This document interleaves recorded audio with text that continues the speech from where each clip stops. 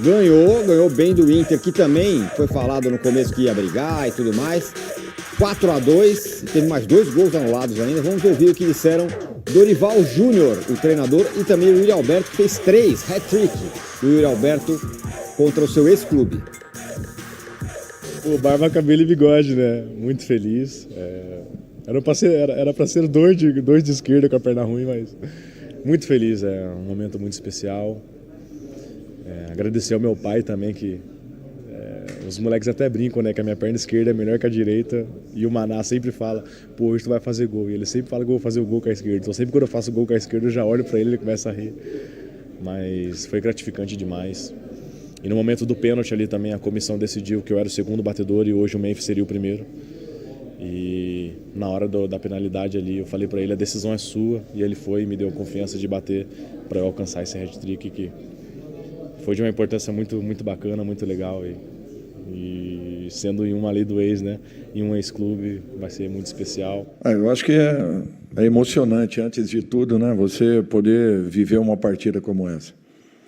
Até porque nós tomamos a virada no momento que nós estávamos muito bem postados em campo, equilibrados, não estávamos sofrendo, marcávamos uma equipe que joga de uma forma muito interessante já há algum tempo, e, de repente, um desequilíbrio ali de 5, 7 minutos acaba nos tirando, né, os 35 que havíamos realizado aí com muito equilíbrio, e voltamos para o segundo tempo. Para mim, o principal ponto foi justamente mantermos a organização da equipe, e com essa organização, mesmo que com um atacante a mais, buscando pressionar a todo instante, retomando bolas, criando muitas oportunidades, nós fizemos o resultado praticamente nos minutos finais. Então, eu acho que valeu pela insistência, pela dedicação, pela garra de uma equipe que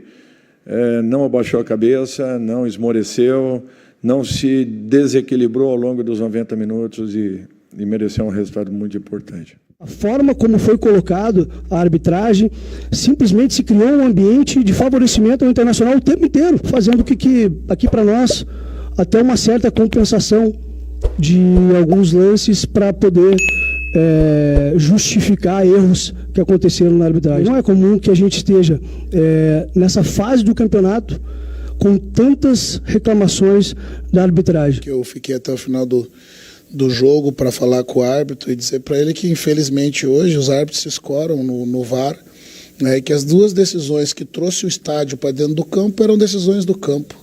Ele não poderia abrir mão de tomá-las, né? Então, hoje o VAR é uma muleta, né, para que as decisões sejam postergadas e eles possam analisar com mais calma, né?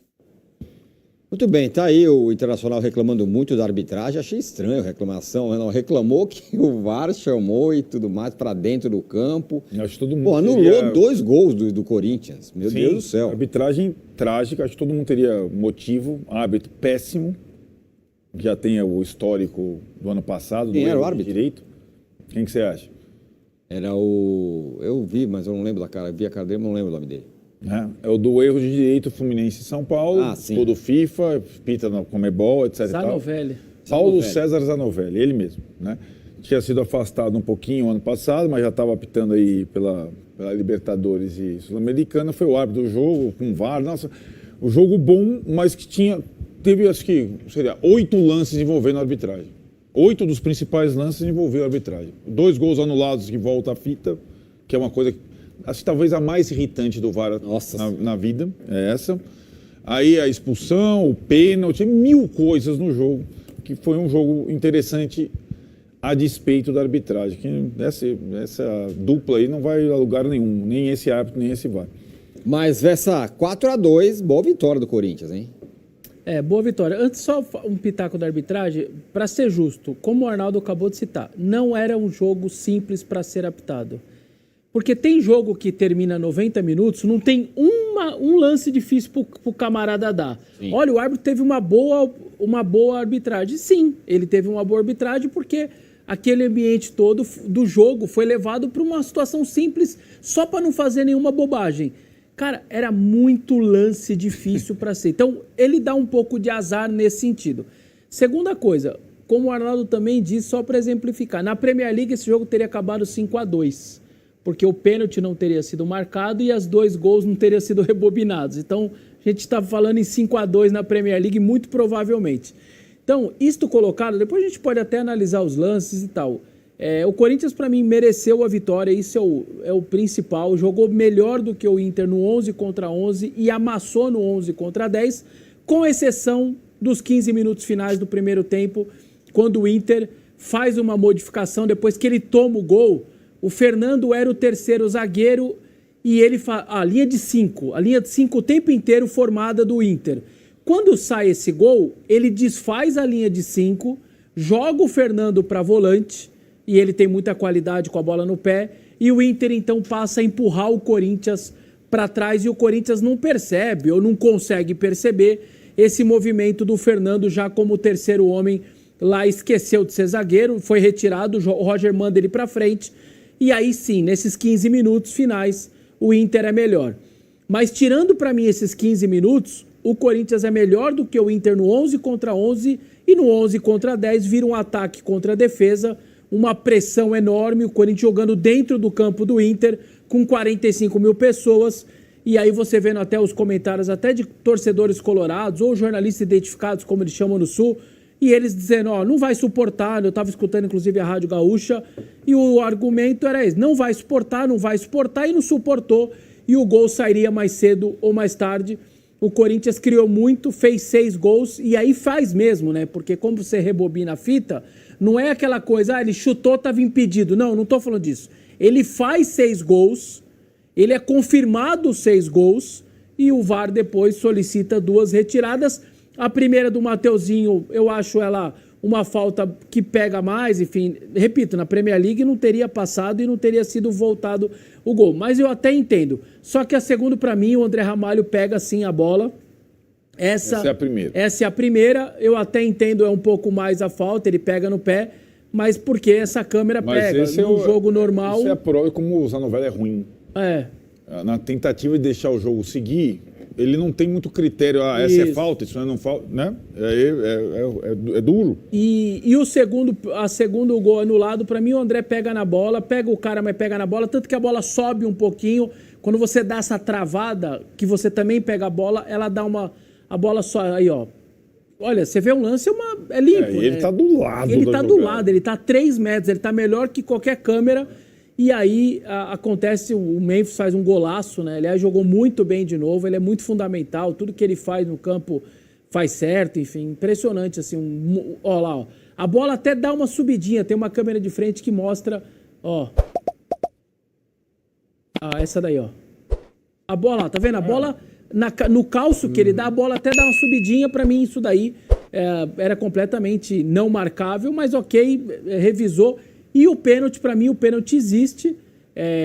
O irmão, o gêmeo do Romero, não percebe o Bidu chegando, pega tudo que tinha pela frente, pega a camisa, também tem uma câmera que mostra o pé dele até raspando a camisa do Bidu mesmo. Aí, ó. Ele não tá vendo o Bidu tá por trás dele, o Bidu tá nas costas dele.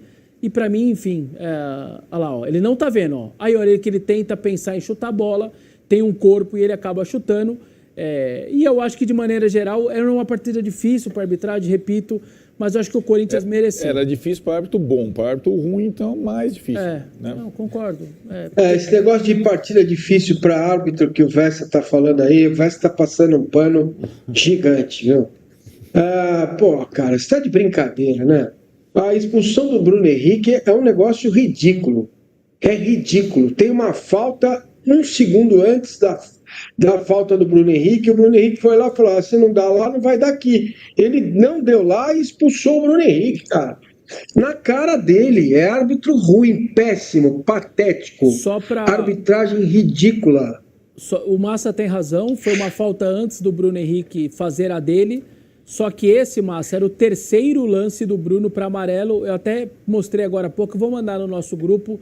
A gente não tem esse lance, ele dá uma pegada no Memphis no primeiro tempo, o árbitro não dá o amarelo, ele fez 3 lances para amarelo e foi expulso só no terceiro lance, numa entrada que ele sabia que ele tinha amarelo, o cara que ia substituir ele, o Ronaldo, estava na beira do campo, era para trocar, ele sabia que ele ia sair, ele foi na imprudência, deu uma entrada como essa e, repito, era o terceiro lance para amarelo, mas você tem razão no lance mesmo, que ele recebe o segundo amarelo, tem uma falta clara no Romero que ele deveria ter parado ali e não ter deixado o lance acontecer. Isso você tem razão.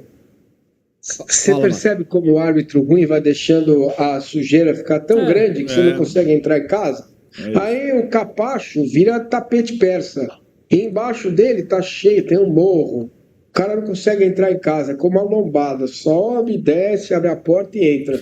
Cara, é isso aí. Vamos pagar a conta dos políticos aí, investir em plano de saúde dos caras, que o futebol brasileiro está indo muito bem. E só um destaque do Yuri individual, um destaque e uma cornetada em cima dele. O destaque, claro, os 3 gols. Ele se transformou no maior artilheiro do Corinthians no século, 68 gols. Cara, passou Jô, Tevez, Ronaldo, Guerreiro, passou muita gente boa. 68 gols, eu não acho um número baixo, não. Virou o maior artilheiro do século. E igualou também o Romero, o maior artilheiro do estádio, 43 gols. E se transformou no maior carrasco do Inter no confronto. Ultrapassou o Jorge Henrique com 6 gols marcados no Inter e virou também. E a minha cornetada ele tira a camisa num gol e sobe na escadinha no gol que foi anulado. Um cara que tinha tomado aquele segundo amarelo contra o Palmeiras, naquela idiotice de 2 amarelos idiotas. Então, não é possível que o Yuri tenha tomado de novo 2 atitudes passíveis de amarelo. Uma foi no gol anulado e a outra de tirar a camisa no pênalti que valeu. Eu acho que precisa ter um pouquinho... Tanto que quando ele tira a camisa, o Coronado chega nele, e eu não preciso ser especialista em leitura labial, o Coronado começa a falar, põe logo. Por quê? Porque eu vi que ele não podia ter tirado a camisa, e ele nem liga porque o Coronado fala, tal, e acaba dando amarelo. Então fica essa corneta aí pro Yuri, porque pra mim não dá pra tomar esse tipo de atitude de novo, e já tá pendurado no Brasileiro, poderia ter sido expulso, acho uma bobeira da parte dele. Agora, vamos lá. Corinthians. Terceira maior folha salarial, tem um monte de jogador. Por que a gente não fala que o Corinthians deveria ser um intruso? Ou deve ser um intruso? Não, eu acho que tem condição para tal, ainda mais com esse treinador, com o elenco que tem. Vamos ver a questão da Sul-Americana. Aí para mim, a mesma projeção que eu fiz para o Cruzeiro, eu vou fazer para o Corinthians. A situação do Cruzeiro na Sul-Americana ela é calamitosa. A do Corinthians não é totalmente, né? Depende muito desse meio de semana. Amanhã. Depende do jogo de amanhã contra o América de Cali. O histórico, que golaço, aliás, do Coronado, né? Esse também foi o epílogo do jogo. O histórico do Dorival nos clubes recentes é Copa e não pontos corridos. Vamos ver qual vai ser a questão, a devoção dele. A Copa do Brasil ele já encaminhou contra o Novo Horizontino, ok.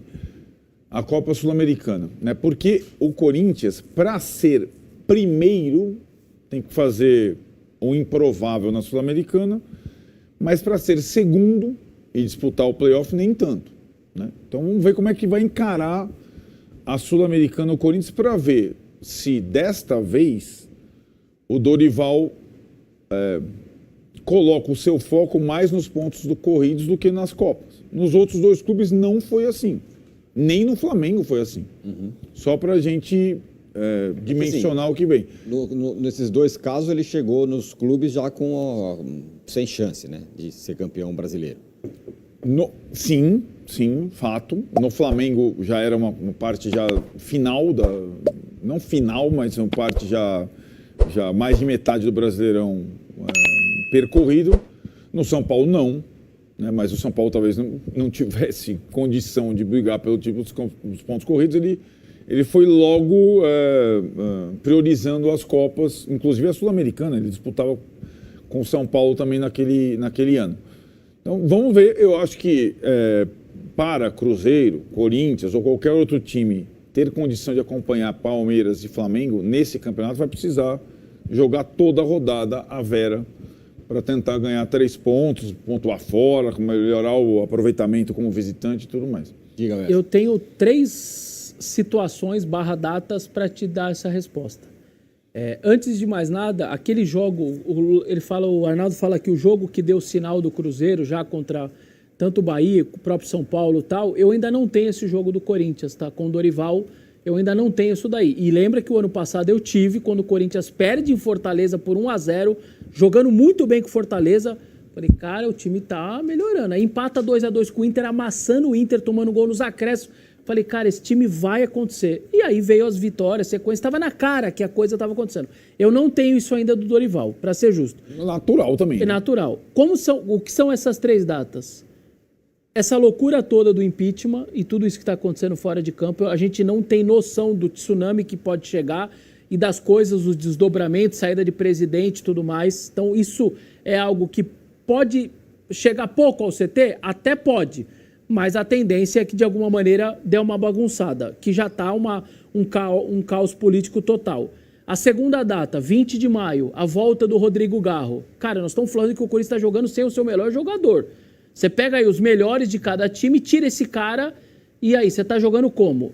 Então, dia 20 de maio, que é ou 18 contra o Santos em casa ou 21 contra o Novo Horizontino, a volta da Copa do Brasil. Um desses 2 jogos é programada a volta do Garro. E a terceira data que eu queria passar era a janela.